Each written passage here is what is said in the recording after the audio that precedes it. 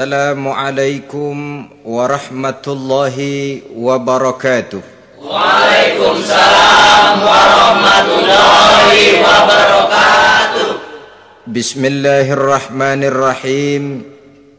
Alhamdulillahi rabbil alamin. Wassalatu wassalamu ala ashrafil anbiya'i wal mursalin, Sayyidina wa maulana Muhammadin wa ala alihi wa ashabihil mujahidin at-tahirin. Amma ba'du, subhanaka la ilma lana illa ma 'allamtana innaka antal alimul hakim. La hawla wa la quwwata illa billahil aliyyil azim. Saudara-saudara kaum muslimin, terutama adik-adik para remaja dan pemuda yang saya cintai, apabila seseorang akan membangun rumah, tentu saja dia akan mengadakan beberapa pilihan. Sejak dari memilih lokasi di mana rumah itu akan didirikan, sampai kepada menentukan bahan-bahan kualitas yang akan dipakainya, sampai kemudian kepada wujud dan bentuk rumah yang akan ditinggalinya. Demikianlah bahwa untuk membangun sebuah rumah yang hanya untuk menaungi kehidupan di dunia ini, kita mengadakan berbagai macam pilihan. Apalagi kalau kita akan membangun sebuah rumah tangga yang kita harapkan tidak hanya akan menaungi kehidupan di dunia ini, tidak hanya untuk kepentingan kita saja, tetapi juga untuk kepentingan anak cucu kita di belakang hari, termasuk sampai kepada hari akhirat nanti. Oleh karena itu, pada pertemuan kali ini, saya hanya ingin khusus berbicara kepada adik-adik remaja dan para pemuda, bagaimana sebaiknya memilih jodoh menurut ajaran agama Islam. Dalam Al-Quran, Allah subhanahu wa ta'ala menjelaskan, Zuyyina linnasi hubbus syahawati minan nisa, bahwa manusia apapun jenisnya, asal dia bernama manusia, dihiasi dengan perasaan cinta kepada perempuan. Jadi sejak dahulunya secara fitrah, laki-laki senang kepada perempuan, sebagaimana perempuan pun senang kepada laki-laki. Dihiasi rasa cinta ini dalam kehidupan manusia. Dan oleh karena adanya rasa cinta, berkembanglah segala macam persoalan. Sehingga seorang ahli cinta pernah berkata, cinta adalah 5 huruf yang membuat persoalan tidak akan pernah selesai. 5 huruf yang membuat persoalan tidak akan pernah selesai-selesai. Tetapi dalam kehidupan sehari-hari sering kita saksikan bahwa cinta ini bisa mendorong, memberikan motivasi yang baik, dan cinta ini pun bisa juga memberikan dorongan yang tidak baik. Oleh karenanya, apabila cinta itu ibarat setetes embun yang jatuh di bumi yang subur, akan tumbuhlah di atasnya aneka ragam bunga-bungaan yang harum semerbak, indah, mewangi, sedap dipandang orang, menebarkan rasa aman, damai, sentosa, dan begitu selanjutnya. Tapi jika cinta itu jatuh di hati yang gersang dan tandus, tidak ada yang akan dapat tumbuh di sana selain sirih memanjat batu, kuning daunnya, lemah gagangnya, maka cinta yang semacam itu tidak akan memberikan dorongan positif kepada seseorang di dalam kehidupannya. Maka lebih dahulu kita akan membicarakan cinta dalam artian yang positif ini, untuk nanti sampai kepada perempuan yang bagaimana yang harus kita cintai, atau laki-laki yang bagaimana yang harus dicintai oleh seorang perempuan. Saudara hadirin yang saya hormati, cinta dalam artian yang positif, pertama, dia selalu mendatangkan keindahan. Yang kedua, cinta itu memberikan energi atau semangat untuk berjuang. Dan yang ketiga, cinta itu selalu membawa resiko dalam bentuk pengorbanan. Maka cinta yang positif pertama melahirkan keindahan. Disinilah orang memerlukan filter atau saringan. Sebab keindahan yang didasarkan karena cinta itu merupakan satu keindahan yang relatif saja.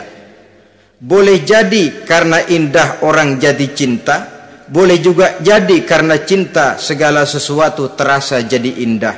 Namun bagaimanapun juga, kalau hati sudah diliputi oleh rasa cinta, segalanya akan terasa menjadi indah. Cinta itu adalah keindahan. Yang kedua, cinta itu energi, melahirkan dorongan dan semangat.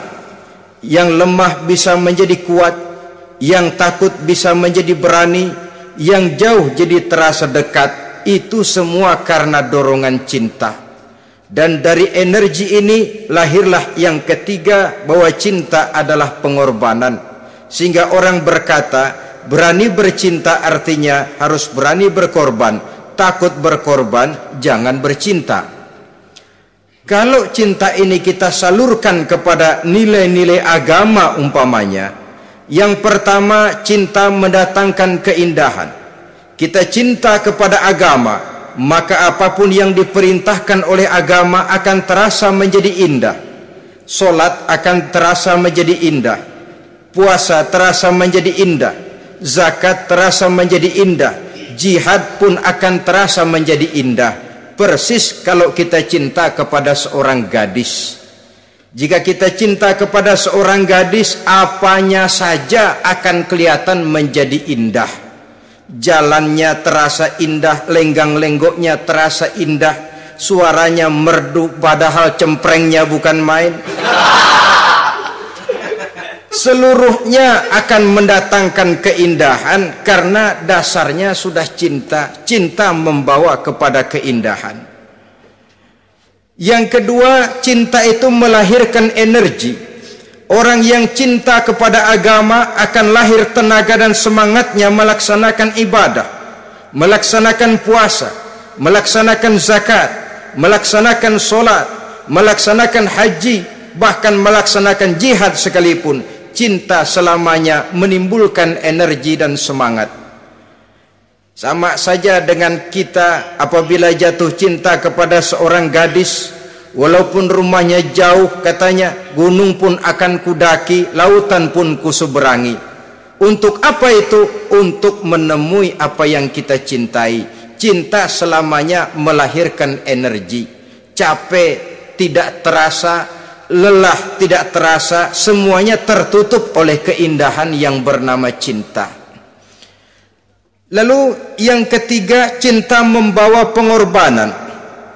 Apabila kita cinta kepada agama, maka pengorbanan terhadap apapun yang diminta oleh agama, baik itu pengorbanan waktu, tenaga, pikiran, harta, bahkan pengorbanan nyawa sekalipun, kita tidak akan berat melaksanakannya karena cinta kita kepada agama yang kita anut ini. Demikian juga cinta kita kepada seorang perempuan akan membuat kita rela berkorban. Apapun yang dia minta, jangankan kita tidak mampu, kita tidak mampu sekalipun, kita masih berusaha untuk mampu guna memenuhi tuntutan si buah hati belahan jantung. Kadang-kadang malam minggu si doi ngajak nonton, umpamanya duit tidak ada, gajian belum, kerja enggak, timbullah inisiatif, entah sepatu kita jual ke tukang loa, entah celana mampir dulu ke tempat lain, yang penting kita berkorban untuk memenuhi permintaan si buah hati belahan jantung. Ketika itu pengorbanan sudah tidak kita rasakan lagi. Bahkan pengorbanan yang paling pedih sekalipun, dalam gurau, dalam bercanda misalnya, dicubit kita oleh kekasih kita, pedih bukan main, terkelupas kulit, mengalir darah, bukan nangis, nyengir. Malah kadang-kadang minta tambah dicubit lagi. Itulah romantikanya cinta, sanggup membuat orang berkorban, melahirkan energi dan semangat, menambah keindahan dalam kehidupan, sepanjang dia dalam artian yang positif. Kalau demikian masalahnya, di dunia yang penuh dengan perbenturan nilai sekarang ini, orang sering salah jalan bagaimana memilih jodoh untuk membangun rumah tangga yang bahagia. Jangan lupa bahwa membangun rumah tangga ini bukan hanya untuk 1-2 bulan, bukan hanya untuk 1-2 tahun, bahkan bukan cuma untuk kehidupan dunia, lebih daripada itu pun untuk menunjang kebahagiaan di akhirat. Oleh karenanya, memilih jodoh bukan satu hal yang mudah, bukan satu hal yang bisa dilaksanakan sambil lalu, tetapi memerlukan penelitian, memerlukan pengamatan yang mendalam. Apa petunjuk agama tentang itu? Dengan kata lain, bagaimana seharusnya seseorang memilih jodoh dalam kehidupannya? Ini tentu saja sumbangan moral buat adik-adik remaja dan para pemuda yang lagi kebingungan memilih jodoh, atau barangkali buat bapak-bapak yang kepengen nambah lagi.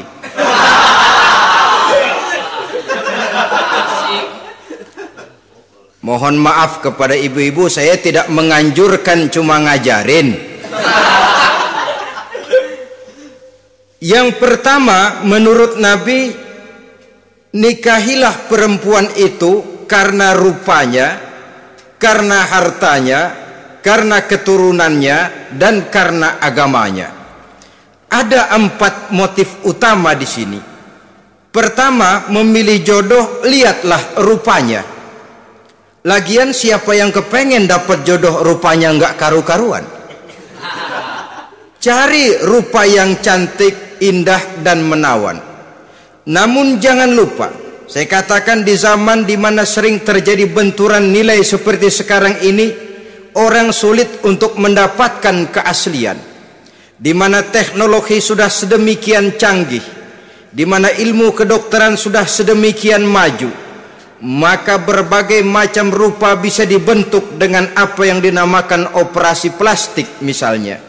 Yang pesek bisa dibikin mancung, kuping yang kelebaran bisa dibikin sedang, pipi yang kembung sebelah bisa dibikin rata, janggut yang tidak menarik bisa dibikin bak lebah bergantung katanya. Oleh karena itu, kalau pilihan hanya tertuju kepada rupa yang cantik saja semata-mata, kita sudah melakukan satu kesalahan yang sangat besar. Sebab apa? Diperingatkan oleh Nabi melalui hadis Ibnu Majah, Bazar dan Baihaqi dari Ibnu Umar. Janganlah kamu kawini seorang perempuan karena kecantikannya, sebab kecantikan boleh jadi akan mencelakakan. Jangan juga kamu kawini perempuan karena hartanya, sebab kekayaan biasanya akan mendatangkan kesombongan. Tetapi kawinilah karena agama dan akhlaknya, karena itulah yang akan membawa kepada kebahagiaan. Saudara-saudara kaum muslimin, terutama adik-adik remaja dan para pemuda, dikala usia puber, apalagi mata baru terbuka, awal balik namanya, remaja sering kehilangan filter. Pokoknya asal melihat rupa yang sudah lemot, denok, geboy, pikiran pun hanyut, malam terkenang, siang terbayang, tidur tak nyenyak, makan tak enak katanya, selalu terbayang wajah si doi. Dikala itu orang kehilangan pertimbangan bahwa rupa yang cantik kadang-kadang sering menipu.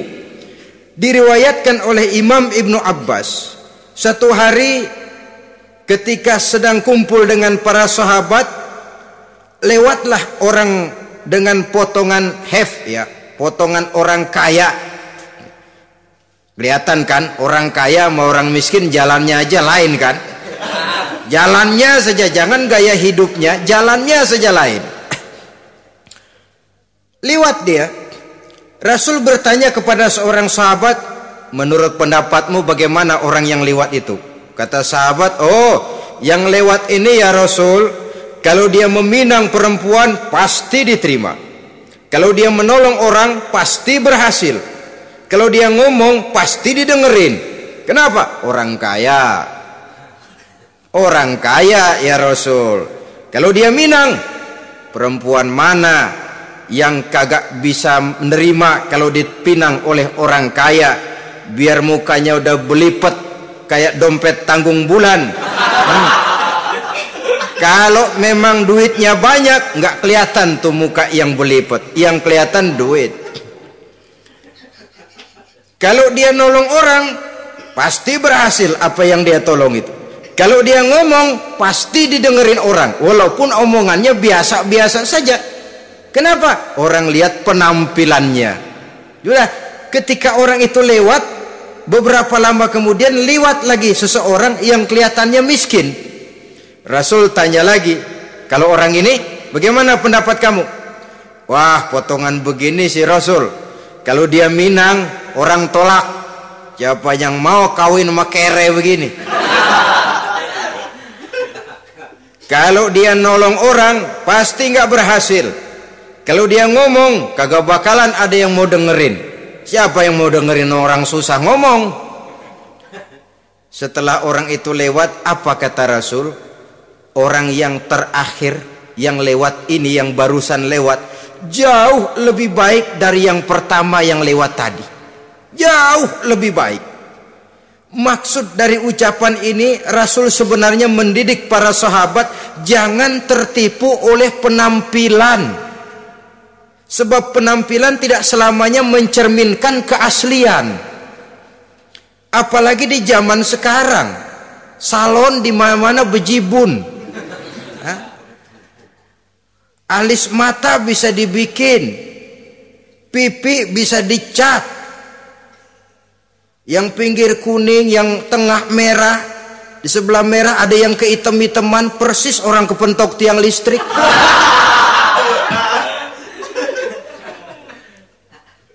Kecantikan yang artifisial, kecantikan yang bukan alami. Karena itu silakan saja cari yang cantik, tapi jangan terpaku sampai di situ. Sebab kecantikan di samping dia mudah berubah oleh pergeseran masa dan pertukaran waktu, ternyata penampilan tidak selamanya mencerminkan keaslian. Lain hari seorang sahabat pernah mengadu, "Ya Rasul, ada apa? Inna imraati la turaddu yadul lamis." Ya Rasul, istri saya tidak pernah menolak tangan orang laki yang menjamahnya, mengajak salaman kepadanya. Apa jawab Rasul? Ceraiin aja. Tapi hati saya berat ya Rasul, saya cinta betul sama dia. Ya kalau hatimu berat, jaga dia baik-baik. Nah, dari riwayat ringkas ini kita ambil satu perbandingan. Memang punya istri berwajah cantik itu kadang-kadang si malakama kalau imannya tidak kuat. Si malakama. Kita diemin aja, binal, makan hati, nggak aman, nggak tentram. Jangan-jangan saya berangkat ke kantor, dia ngompreng. Buah si malakama seperti orang tadi, ya Rasul. Istri saya kelihatannya sebenarnya tidak negatif maksudnya ini, cuma bersalaman tapi terlalu ngobrol.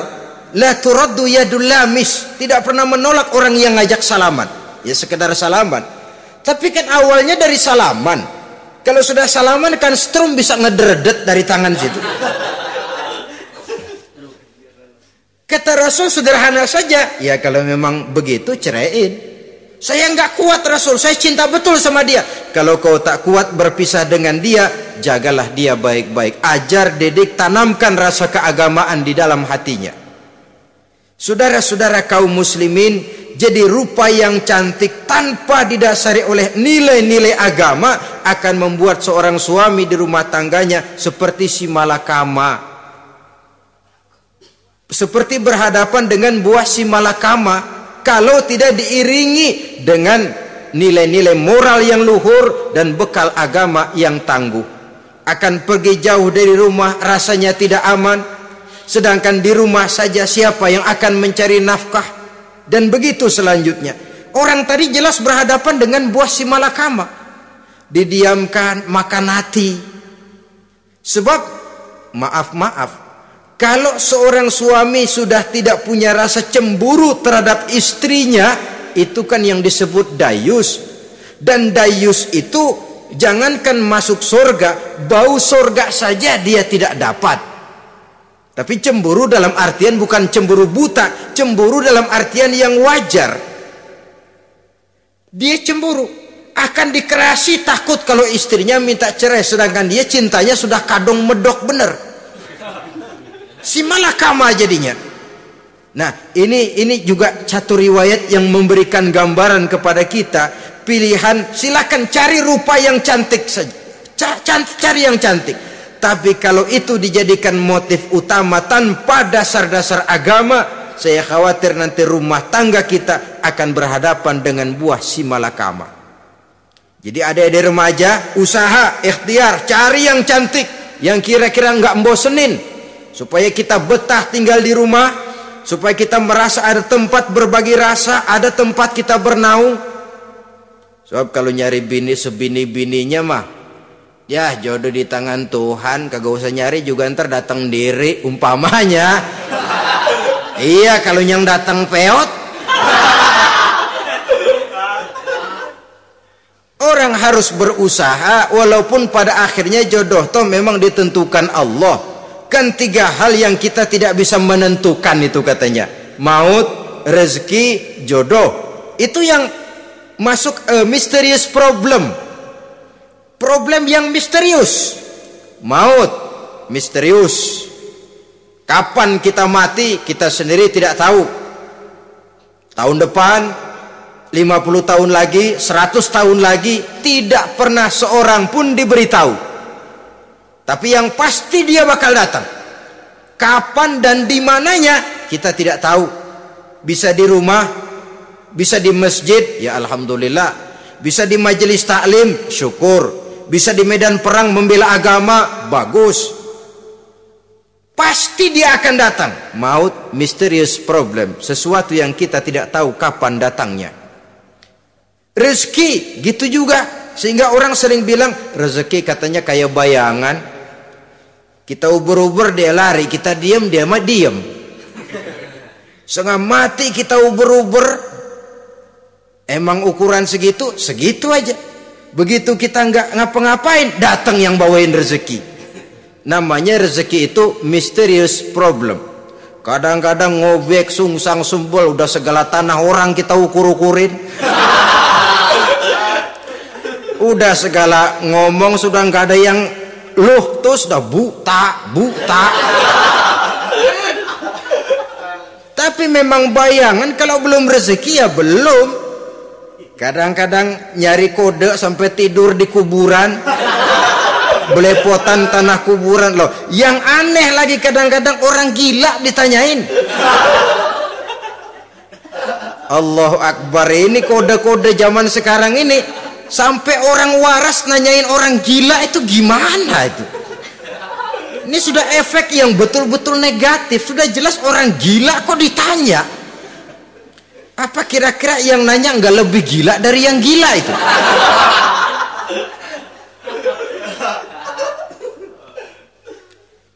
Saudara-saudara kaum muslimin, terutama adik-adik remaja dan para pemuda, jadi silakan saja cari rupa yang cantik, karena dia akan jadi tautan hati, buah hati belahan jantung, tempat kita berbagi rasa, tempat kita pulang dan tinggal di rumah tangga kita. Tapi hendaknya kecantikan rupa itu diiringi juga dengan kecantikan budi. Karena itu cari rupa yang cantik. Ini pilihan utama. Yang kedua, kata Nabi, harta, cari yang kaya. Tetapi jangan lupa, jangan dijadikan pilihan utama, karena kekayaan sering mendatangkan kesombongan. Apalagi kalau seorang pemuda mendapat istri orang kaya, hidupnya dimodali oleh istrinya. maka biasanya wibawanya sebagai seorang suami akan hilang. Akhirnya komando di tangan istri. Dikala itulah suami tidak lebih daripada prajurit yang taat kepada komando istrinya. Padahal menurut konsep Quran, ar-rijalu qawwamuna 'alan nisa, laki-laki diciptakan sebagai pembimbing bagi perempuan. Kalau nanti suatu saat terjadi benturan, sedangkan modal diberikan oleh istri, terjadilah pengungkitan. Kata istrinya apa? Lu jangan bertingkah, lu kan kawin sama gue, modal lu kolor doang.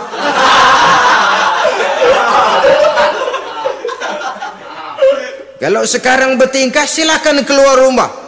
Bawa seperti engkau datang dulu. Jangan bawa apa-apa. Pergilah seperti engkau datang dulu kemari. Hilanglah wibawa seorang suami. Suami kalau udah digentak sama istri begitu, ngelempuruk kayak ayam sampar. Di mana lagi letak wibawanya? Harta sering mendatangkan kesombongan. Oleh karena itu, walaupun diperintahkan cari yang keturunan orang kaya, tapi maksudnya jangan dompleng. Sebab kepribadian seorang suami akan ditentukan oleh sifatnya sendiri. Keberadaannya ditentukan oleh karya dan perbuatannya sendiri. Itulah yang akan menampilkan kepribadian dia dalam kehidupan di masyarakat ini. Saudara-saudara kaum muslimin, terutama adik-adik remaja dan para pemuda, kan kadang-kadang di zaman sekarang kan kelas-kelas gigolo, playboy ya, nyari tante-tante kesepian, mejeng-mejeng di pinggir-pinggir jalan dengan harapan apa? Ya barter lah, tukar tambah. Nah, supaya dapat rokok, dibelikan pakaian, motor dan sebagainya. Tapi yang jelas hilang harga diri sebagai laki-laki, dan itu yang paling mahal. Kalau seorang laki-laki sudah kehilangan harga diri, apalagi yang bisa dibanggakan dalam kehidupan ini? Apa artinya naik mobil kalau kepala tertunduk ke bawah? Apa artinya jalan di tengah masyarakat kalau kita tidak bisa menengadah dengan satu kebanggaan? Hilangnya harga diri merupakan kehancuran awal dari sebuah pribadi yang untuk jangka panjang kita tidak akan bisa lagi berbuat banyak. Tanpa harta orang memang sulit untuk bahagia, tapi harta semata-mata bukan merupakan jaminan bahwa orang lantas akan bahagia. Saya barangkali harus berkata, banyak orang miskin yang kaya, tapi tidak sedikit orang kaya yang miskin. Saya ulangi ini, banyak orang miskin yang kaya, tetapi tidak sedikit orang kaya yang miskin. Nah, bagaimana pengertiannya? Orang miskin yang kaya, materinya sederhana, peralatan rumah tangganya sederhana, tapi hatinya kaya. Oleh karena hatinya kaya, jiwanya lapang. Sebaliknya, orang kaya yang miskin, di tengah kelimpahan materi yang berlimpah, segalanya serba ada, hatinya yang miskin. Kelimpahan materi tidak akan sanggup mengobati kemiskinan hatinya. Sehingga di tengah kehidupan yang serba ada, dia masih merasa kurang, maka dia tidak pernah cukup. Di tengah kemilauan dan gemerlapan serta glamornya rumah mewah, dia merasa hidup di tengah gurun pasir yang gersang dan tandus. Karena itu, biarlah miskin harta tapi kaya budi, daripada kaya harta tapi miskin budi. Lebih utama lagi kaya harta, kaya budi. Itu idealnya. Dasar pilihan ketiga sesudah rupa dan harta menurut Nabi, keluarga. Faktor keturunan sangat menentukan. Pepatah mengatakan, buah apel akan jatuh tidak terlalu jauh dari pohonnya. Biasanya kalau bapak kalong, anak kampret. Bapak nyolong, anak nyopet. Itu fotokopi. Saudara-saudara, sungguh pun demikian, faktor keluarga bukan merupakan yang paling dominan, karena segalanya memang bergantung kepada hidayah dari Allah Subhanahu wa ta'ala. Kalau hidayah datang, bisa saja anak maling bisa jadi kiai. Kalau hidayah datang, bisa saja anak nabi malah ikut bersama orang-orang kafir. Pada akhirnya orang mau besar atau tidak bukan dengan jalan menyempeng kepada keturunan orang lain, tapi ditentukan oleh kepribadian dirinya sendiri. Tidak bisa kita menjadi besar dengan menyebut kebesaran orang lain. Itu sebabnya dicontohkan oleh Imam Ali pada saat beliau berkata, laisal fata may yaqulu kana abi walakinnal fata may yaquluha anadha. Anak muda yang gentleman adalah anak muda yang berani berkata, inilah saya. Bukan anak muda yang membanggakan leluhurnya. Ini kan zaman sekarang ini lagi ngetop-ngetopnya lagu-lagu cengeng katanya. Sebenarnya menurut saya bukan cuma lagu cengeng yang jadi masalah. Lagu cengeng cuma satu efek dari sikap yang lebih utama dari itu, yaitu mental cengeng. Kalau mental sudah cengeng, apapun yang kita lakukan akan jadi cengeng. Tidak cuma lagu, kebudayaan yang lahir akan kebudayaan cengeng. Jadi pengusaha cengeng. Jadi pejabat cengeng. Jadi kiai cengeng. Kenapa? Mental cengeng. Di antara mental cengeng itu apa? Mengandalkan fasilitas atasan. Kalau tidak ada fasilitas dari atas, lantas tidak bisa berbuat apa-apa, cengeng. Menjadi besar bukan karena karier pribadi, tapi karena nasib katrolan. Itu pun termasuk mental cengeng.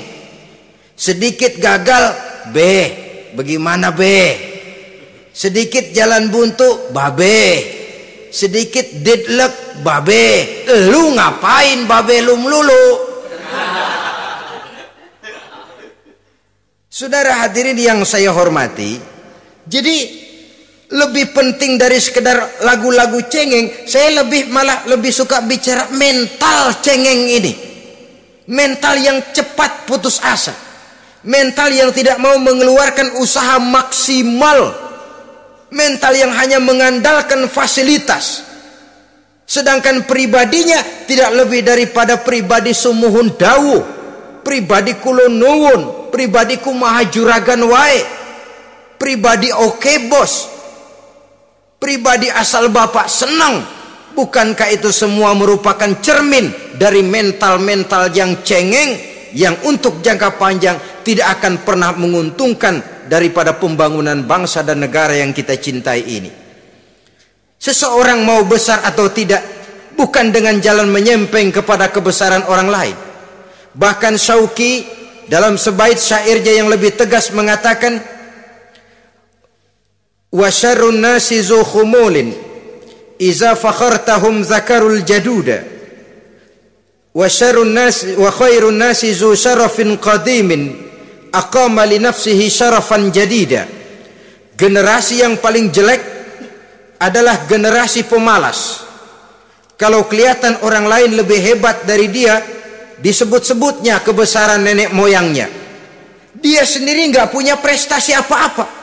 Kerjanya cuma ngandeli kerjanya cuma menggelayuti fasilitas orang tuanya. Tanpa itu dia tidak akan punya nilai dan harga sama sekali. Ini generasi paling jelek.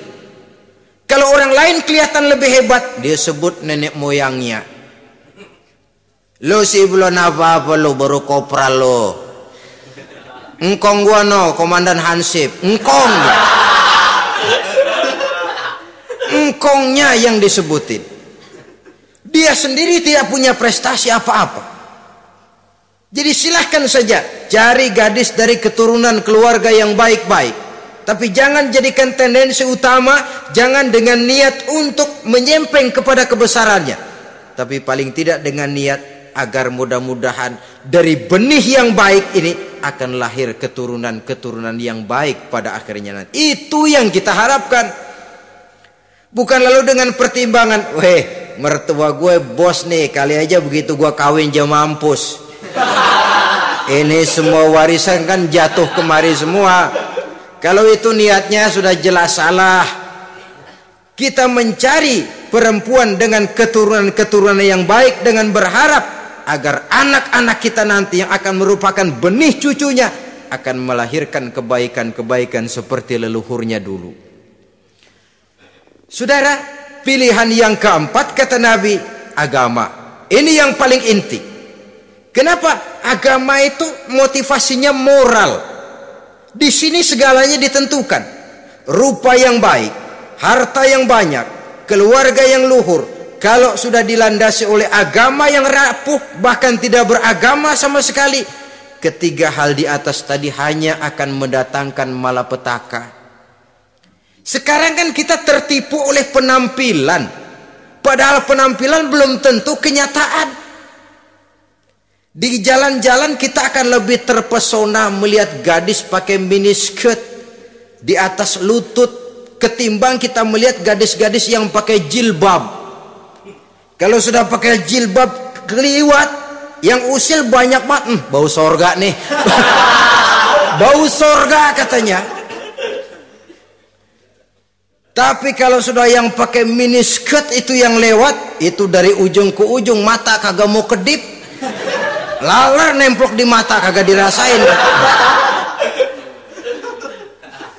Kita terpesona oleh penampilan zahir, padahal penampilan belum tentu memantulkan hal yang sebenarnya. Tapi memang itulah watak manusia. Watak manusia, saya katakan manusia tanpa kecuali. Tetapi bergantung kepada pemikiran jangka pendek atau jangka panjang. Kalau jangka panjang yang kita pikirkan, ya tentu kita tidak akan mudah terpesona oleh hal yang zohir. Sampai-sampai Quran sendiri mengatakan budak yang hitam legam tapi beriman itu lebih baik daripada orang-orang musyrik walaupun cantik, denok, lemot, geboy. Ada lagi nggak bahasa yang lebih dari itu? Cantik, denok, lemot, geboy, bahenol, nerkom, tapi kafir masih lebih baik budak yang hitam legam sekalipun kalau dia beriman. Kenapa? Rumah tangga untuk jangka panjang. So itu Islam tidak membolehkan kawin campuran dengan lain agama. Walaupun ada ayat yang mengatakan boleh kawin dengan ahlul kitab, tapi sebagian mufassir menjelaskan bolehnya kawin dengan ahlul kitab itu dalam kondisi darurat. Dalam kondisi normal tidak bisa. Kenapa? Kalau sudah berlainan agama, akan terjadi kerancuan rumah tangga untuk jangka panjang. Bagaimana membina dalam keharmonisan di rumah tangga? Bagaimana nasib anak-anak nanti? Kadang-kadang ada keluarga, kami sih keluarga modern. Anak-anak kami berikan kebebasan untuk milih agama apa saja.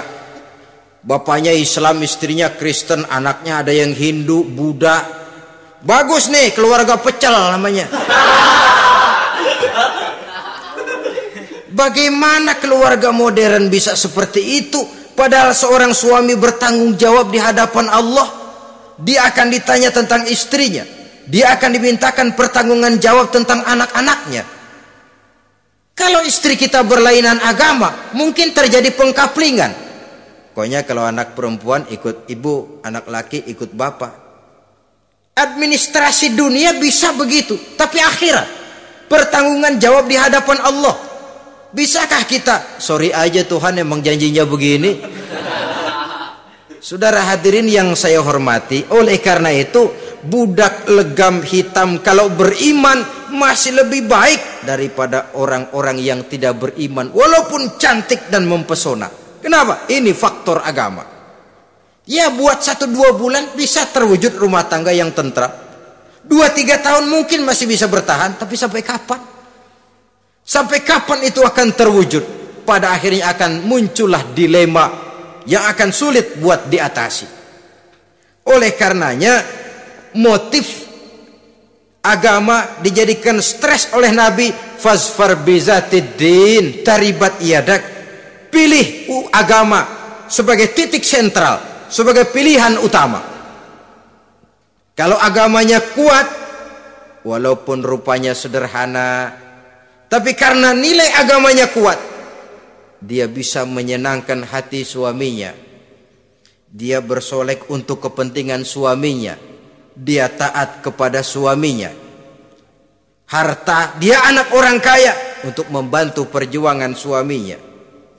Tapi kalau tidak ada modal agama, rupa yang cantik bisa menyengsarakan suami. Apalagi kalau suami kere, istrinya sudah cantik, kaya ataupun tidak kaya kadang-kadang, udah suaminya suruh ngempuk di rumah, bininya yang kerja. Ya kalau kerja mendingan kalau dikerjain itu.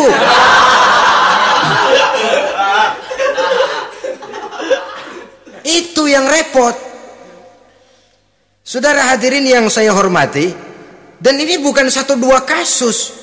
Alangkah malangnya kalau sudah terkena hal seperti itu. Akhirnya seperti pengaduan sahabat kepada Rasul tadi. Mau diceraiin, cinta saya udah medok benar Rasul. Enggak diceraiin, hati saya ngebet, pegel. Si malakama akhirnya. Jadi oleh karenanya agama. Kalau dia cantik, walaupun miskin, agamanya kuat, dia bisa memelihara kehormatan diri. Dia kaya, agamanya kuat, hartanya disalurkan di jalan Allah. Karena itu agama jadikan pilihan utama. Dan ukuran agama itu bukan cuma jilbab loh. Ya kadang-kadang ada juga yang jilbabnya nggak pernah lepas, tapi kadang-kadang akhlaknya lebih binal dari yang kribo.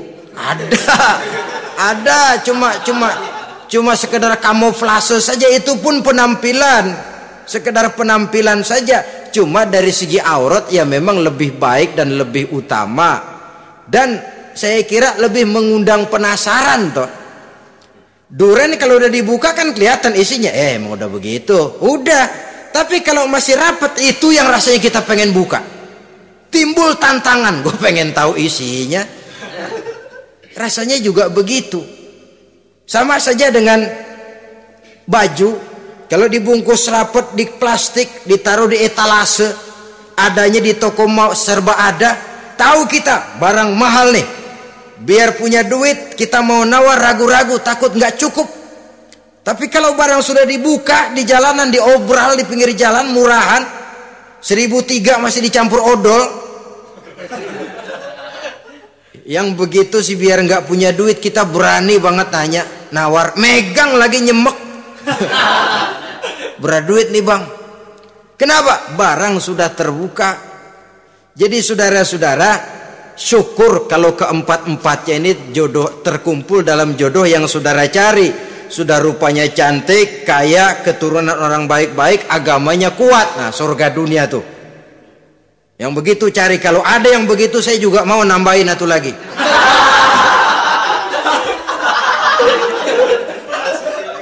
Tapi yang kumpul keempat-empatnya ini terus terang saja langka. Makhluk langka ini.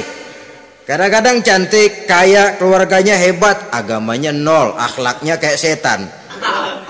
Tapi yang paling celaka kalau empat-empatnya kagak ada. Rupanya jelek, melarat, bapaknya biang maling, kagak beragama lagi. Apanya yang mau dipilih? Mampus saja mendingan. Sudah nggak ada pilihan sama sekali tuh. Sudah nggak ada pilihan sama sekali. Saudara hadirin yang saya hormati, terutama adik-adik remaja. Nah, lalu apa motivasi agama dalam pembinaan ini apa? Agama ini kan memberikan contoh bahwa perempuan yang baik itu, yang kita ingin jadikan dia sebagai ideal dalam pencarian jodoh, tandanya 3. Iza ra'aitaha saratka, kata Nabi. Kalau dipandang dia bisa menggembirakan kamu. Kan ini yang penting buat seorang suami. Kalau saudara nanti jadi suami, punya istri yang jadi partner setia mendampingi suaminya. Kalau dilihat nggak bosenin. Kenapa?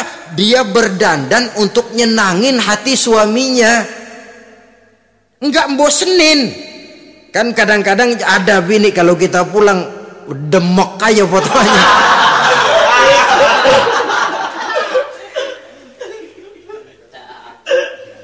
Ini yang bikin suami nggak betah di rumah ini kan yang begini. Adapun perempuan yang beragama, apabila dipandang oleh suaminya, dia pandai menyenangkan hati suaminya.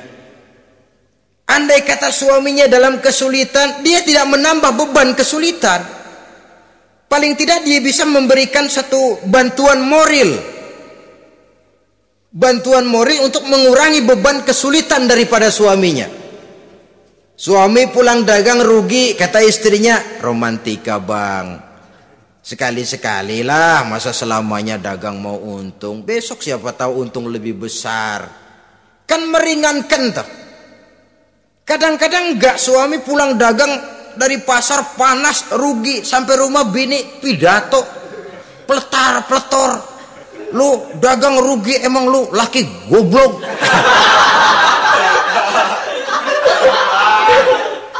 Sudahlah, di pasar rugi, di rumah digoblok-goblokin. Ini nanti kena penyakit broken home yang begini ini. Padahal kesuksesan di kantor, kesuksesan di pasar, kesuksesan di medan tugas selalu dimulai dari kesuksesan dan ketenangan dari rumah tangga. Dia berhias untuk kepentingan suaminya, tidak terlalu berlebihan, dan suaminya pun pandai menghargai istrinya dengan kata-kata yang menimbulkan gairah dan semangat. Melihat istrinya bersorak, kamu makin cantik saja. Jangan juga kadang-kadang suami ketus, ngelihat daksu pulang kantor, lihat suaminya, istrinya dandan rapi, tumben lu mau bekasin apa? Mau bekasin katanya. Artinya apa ini? Pandai mengembirakan, bisa tenggang rasa, bisa berbagi rasa. Sehingga suami merasa ada tempat dia bertukar pikiran, ada tempat dia membicarakan persoalan. Dialog dalam kehidupan berumah tangga itu sangat diperlukan. Iza ra'aitaha sarratka, kalau dipandang dia sanggup mengembirakan kamu. Dikasih uang 500 senyum, 5.000 pun ketawa, menggembirakan. Dia bisa taruh kata hatinya kesel, tapi mulutnya senyum. Nah ini yang sulit ini. Senyum tapi kesel, kesel tapi senyum. Kadang-kadang istri itu kan kalau sudah kesel, suami pulang nggak bisa dia menyembunyikan kekesalannya. Dari jauh suami sudah lihat ini yang nyambut, ini bemo ini. Udah monyong serem. Saudara hadirin yang saya hormati, yang kedua, bila diperintah dia taat. Ini pengaruh agama. Sehingga Nabi mengatakan, "Lau amartu li ahadin ayyasjuda ila ghairiha, la amartul mas'ada la amartul mar'ata litasjuda ila zawjiha likibari haqqihi 'alaiha." Andai kata saja boleh aku memerintahkan manusia untuk sujud kepada sesama manusia, pastilah aku perintahkan perempuan untuk sujud kepada suaminya. Kenapa? Karena besar hak suaminya kepada dirinya. Untung sujud kepada manusia tidak boleh. Andai kata boleh, perempuan disuruh sujud sama suaminya. Ini tidak perlu sampai sujud, cium tangan saja minta ridho suami. Kadang-kadang perempuan sekarang berat.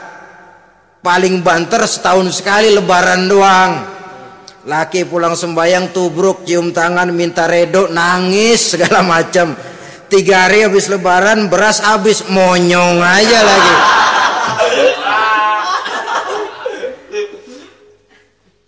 Saudara hadirin yang saya hormati, yang ketiga, akibat pengaruh agama, dia sanggup memelihara kehormatan diri dan sanggup menjaga harta suaminya.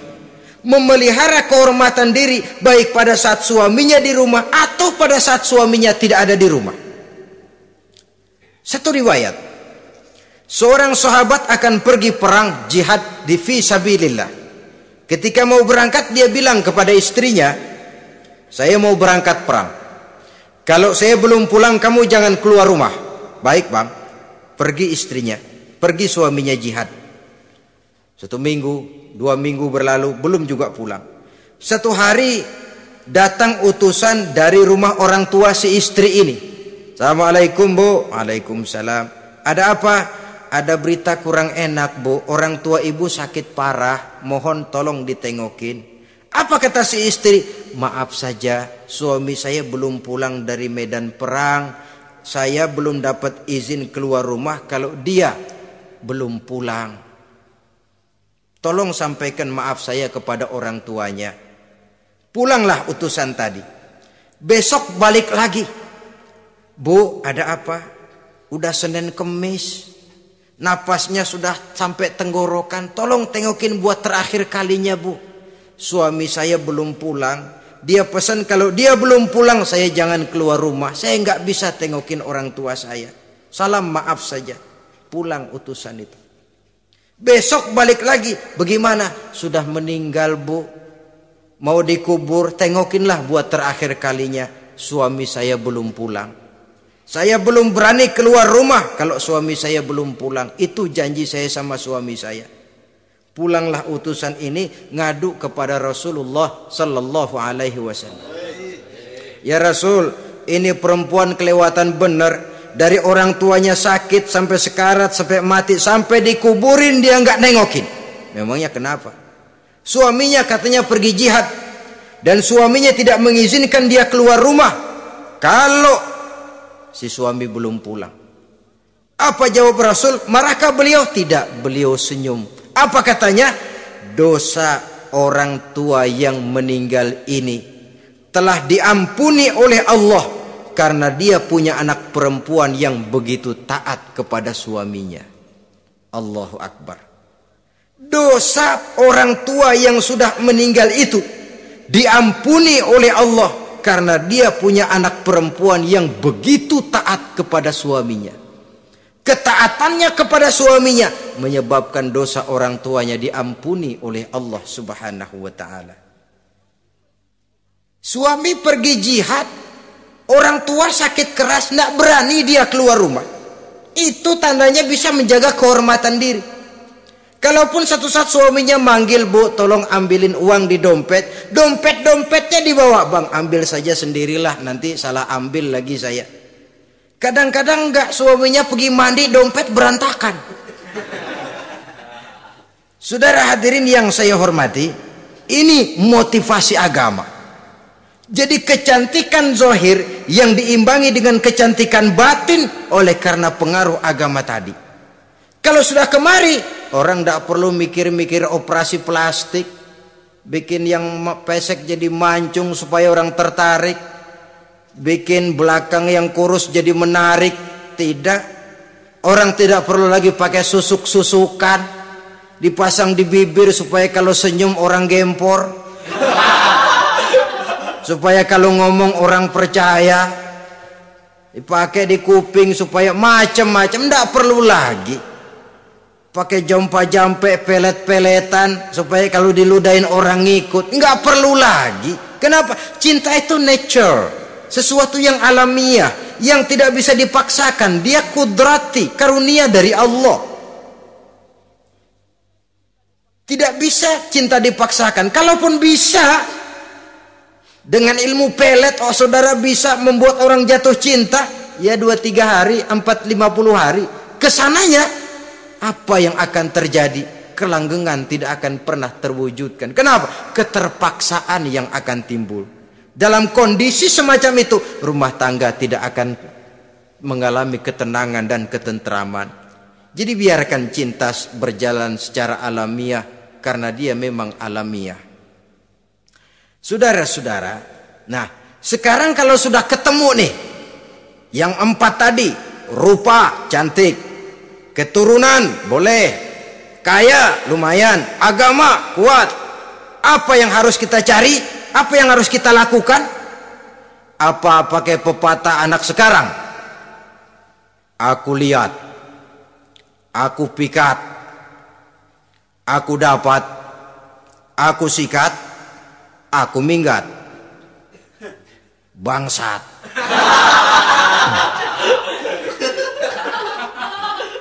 Itu kan ada moto cinta kilat begitu tuh.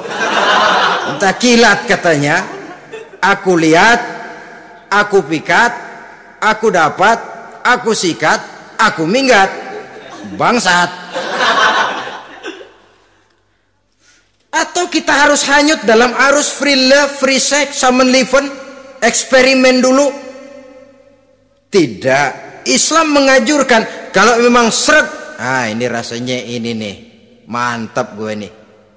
Apa yang diajarkan oleh Islam selanjutnya? Meminang, saudara-saudara.